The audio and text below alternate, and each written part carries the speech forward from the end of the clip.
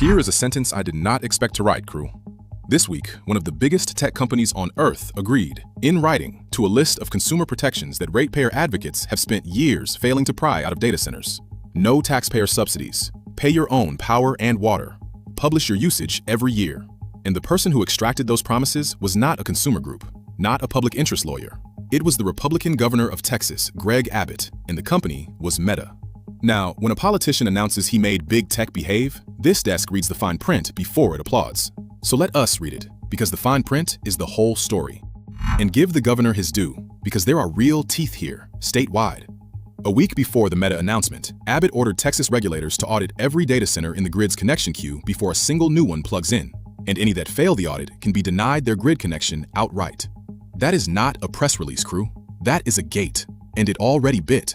A developer called Diode withdrew a Dallas area project rather than face the standards. So this is not nothing. A governor pointed real enforcement at an industry that usually gets waved through the back door. Hold that thought though, because there is a catch, and the catch is geography. Here is the catch. That enforcement, the audit, the power to deny a grid hookup, runs through ERCOT, the Texas power grid, and Meta's facility is in El Paso. El Paso is not on the Texas grid. It runs on a separate utility, outside ERCOT entirely, which means the exact mechanism with the teeth, the one that made Diode blink, may not reach this facility at all. And the regulators have said so themselves. The Public Utility Commission still has to determine what rules even apply to large data centers that are not on the Texas grid. So for the Meta deal specifically, the enforcement is not a grid denial, and it is not the yearly report either. Right now, crew, it is undetermined. That is the honest status, and no press conference mentioned it. And underneath all of it sits one specific dollar question, already on the record, that no yearly report will ever settle. To power this facility, a natural gas plant called McCloud is being built. Per a local advocate, Veronica Carbajal, Meta pays for the plant's generators for up to 5 years. After that, some 800 generators, plus the transmission lines, transfer to the people of El Paso, who inherit the balance on the loan.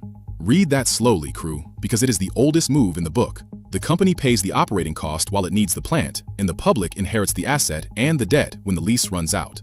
Now, fair shake. El Paso's electric utility disputes that and says there is no automatic process shifting those costs to residential customers. So enter both. One side says the meter starts running for residents in year 6. The other says not automatically. Notice what nobody says. Nobody says never. So here's the takeaway, and it cuts 2 ways honestly. Give the governor his due, fully. He got a hyperscaler to accept, in writing, terms the industry swears are impossible. And statewide, he built a real gate with real teeth that already turned a project away. That concession does not unhappen, and the next city negotiating with an AI builder can point straight at it. But do not confuse the announcement with the enforcement. On this El Paso facility, the biting mechanism may not even apply. The rules are still unwritten, and the one hard number on the table, 800 gas generators, is scheduled to land on residents in year 6 unless somebody stops it. Oh, and the water commitment they announced this week with such fanfare? Meta already made that one, back in 2023. The promise is real, crew. The teeth are somewhere else. Watch the commission, not the podium. Mind the board. I'm Marcus, and this is Pixel Politics.